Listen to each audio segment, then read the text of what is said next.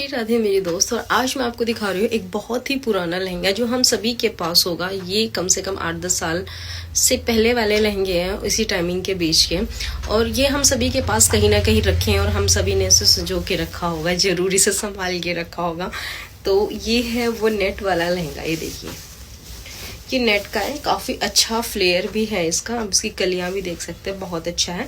क्योंकि अब ये नेट के जो लहंगे हैं इनका जो टाइमिंग है वो चला गया, ठीक है। अब ये वो टाइम के लहंगे जो है नहीं रहे, तो अब हम इन्हें रिक्रिएट करेंगे। और जो इसका बेस्ट पार्ट है वो मैं आपको बताती हूँ, वो है ये नक्काशी ब्रांड का लहंगा है, जिसकी जो प्राइस थी वो भी 8-10 हज़ार के बीच में रही थी उस टाइम।